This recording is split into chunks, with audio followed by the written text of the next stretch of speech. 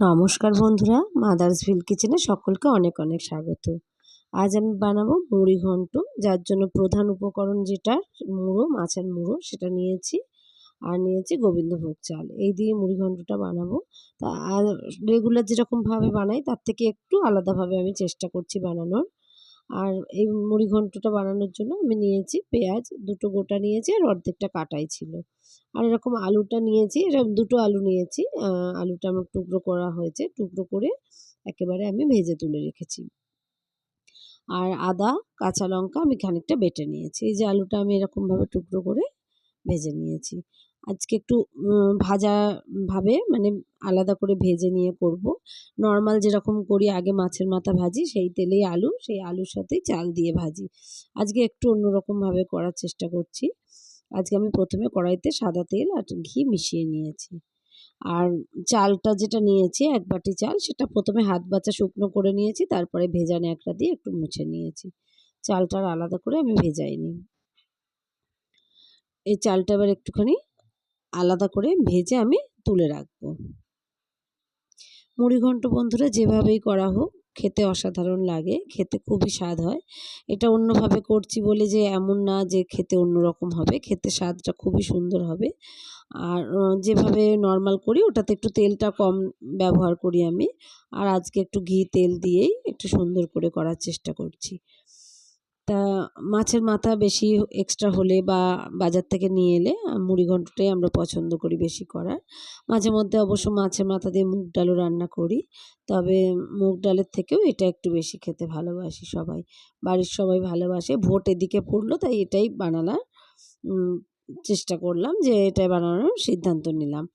যাই হোক আমি সর্ষের তেল দিলাম কড়াইতে, দিয়ে মাছের মাথাগুলো এরকমভাবে লাল করে ভেজে তুললাম।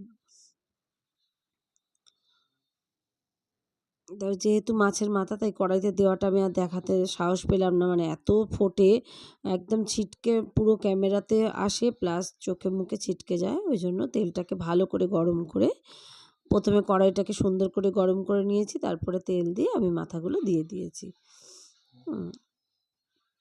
এবার ছোটোখাটো যেগুলো রয়েছে সেগুলোকে আর এক পার্ট দিয়ে ভেজে নিলাম।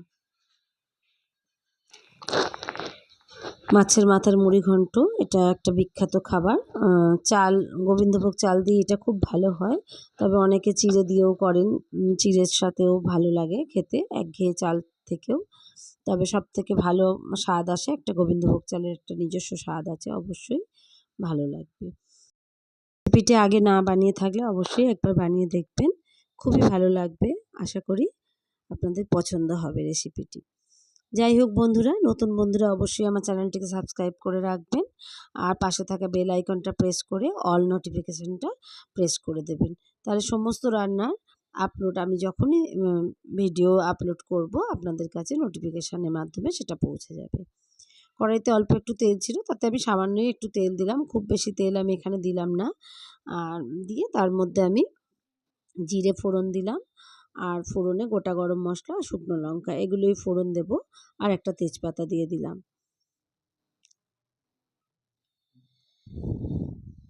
ফোড়নটা বেশ সুন্দর গন্ধ বের হয়ে এলে তারপরে আমি পেঁয়াজটা কুচিয়ে রেখেছিলাম, সেই পেঁয়াজটা এর মধ্যে দিয়ে ভেজে নেব।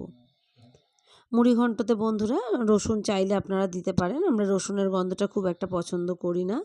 আর বিশেষ করে ফ্রেশ মাছের মাথার যে গন্ধ সেটা একটা থাকে, আর তার জন্য রসুনটা ইউজ করি না। রসুনের ফ্লেভার এসে গেলে এখানে মাছের মাথা আর গোবিন্দভোগ চালের গন্ধ মিলেমিশে একটা অন্যরকম হয়ে যায় তার সাথে রসুন মিশে গেলে, তাই আমরা রসুনটা এখানে ব্যবহার করি না। তাই আমি আজকেও রসুন দিলাম না, যদি আপনারা চান অবশ্যই দিতে পারেন। আর আমি একটু কাশ্মীরি লঙ্কার গুঁড়ো দিয়ে দিলাম তেলের মধ্যে কালারটার জন্য। একটা ছোটো টমেটো একটু কুচিয়ে দিয়ে দিলাম। টমেটো দিয়ে একটুখানি লবণ দিয়ে দিলাম, তাড়াতাড়ি সিদ্ধ হয়ে যাবে, কারণ পেঁয়াজটা আমার অলরেডি ভাজা হয়ে গেছে। টমেটোটা দিতে একটু দেরিই হয়ে গেছে, তাই আমি একটু লবণ দিয়ে দিলাম।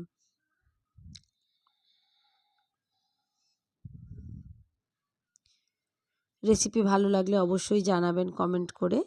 আর আপনারা কীরকমভাবে মুড়ি ঘন্ট বানান সেটুকুও কমেন্ট করে জানাতে পারেন। যদি অন্য রকম প্রসেস হয়, প্রসেস আলাদা হতেই পারে, না হওয়ার কিছু নেই।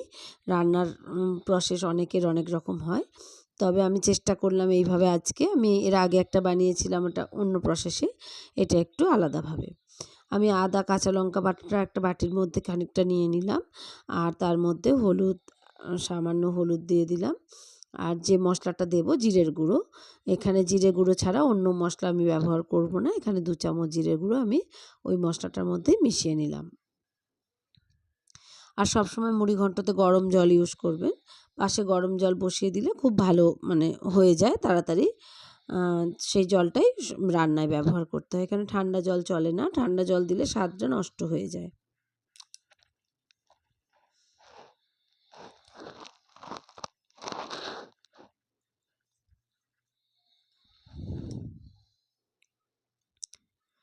মশলা ধোয়া জলটা দিয়ে একটুখানি নেড়ে চেড়ে সুন্দর করে কষিয়ে নেব।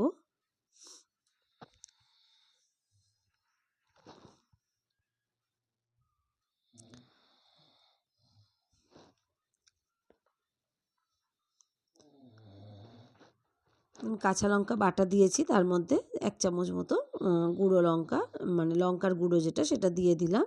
একটু ঝাল হলে ভালো লাগে খেতে, স্বাদ লাগে।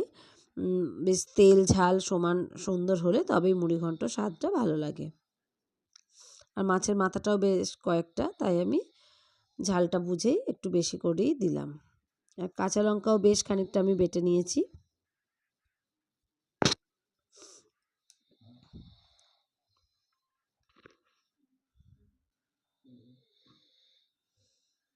মাছের মাথাগুলো দিয়েও একটু নেড়েচেড়ে নিয়ে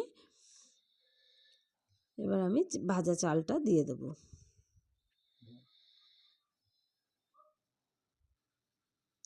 জাস্ট হালকা হাতে একটু নেড়েচেড়ে নেওয়া এখানে, নাহলে ভাজা মাছের মাথা আরও ঘেটে যাবে। সেই হিসেবে আলগা করে খালি নেড়েচেড়ে নিলাম।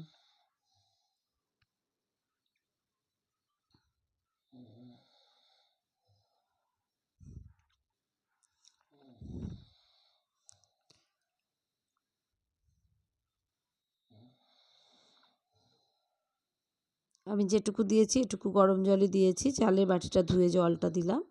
এটা একদম গরম জলটাই আমি দিয়ে চালের বাটিটা ধুয়ে দিলাম।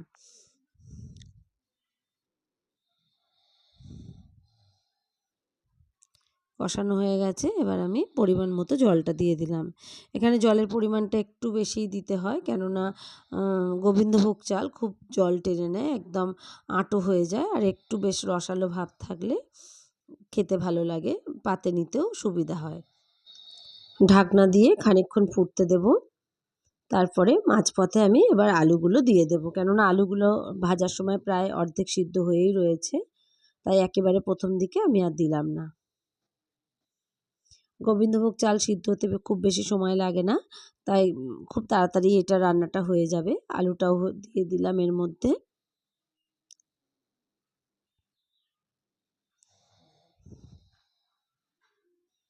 খুব বেশি নাড়াচাড়া দেব না, মাছের কাঁটাগুলো ঘেটে যাওয়ার সম্ভাবনা থাকবে। খুব ঘেটে গেলেও ভালো লাগবে না। আমি দিয়ে দিলাম চেরা কাঁচা লঙ্কা আরও 3টি। ঝালটা আপনারা বুঝে দেবেন, একটু ঝাল ঝাল হলে খেতে ভালো লাগে। আর সামান্য একটু চিনি দিয়ে দিলাম স্বাদের জন্য।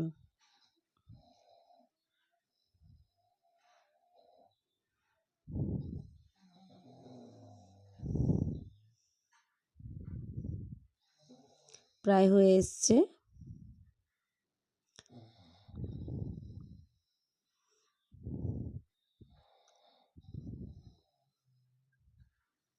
এবার চালের পরিমাণটা আপনারা বুঝে দেবেন। চাল একটু কম দিলেও মুড়িঘন্ট খুব ভালো হয়। এখানে আমি দিয়ে দিলাম 1 চামচ গরম মশলা আর খানিকটা ঘি। ঘি দিয়ে চালটা যেহেতু ভেজেছি, তাই ঘিটা আমি খুব কমই দিলাম, আর একটু দেওয়া যেত।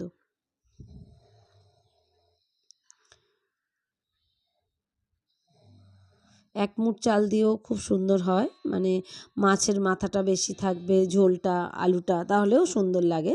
কিন্তু যেহেতু আমরা চালটা খুব পছন্দ করি, তাই আমি চালটা একটু বেশিই দিয়েছি। এই হলো আমার মুড়িঘন্ট বন্ধুরা, রেডি হয়ে গেছে।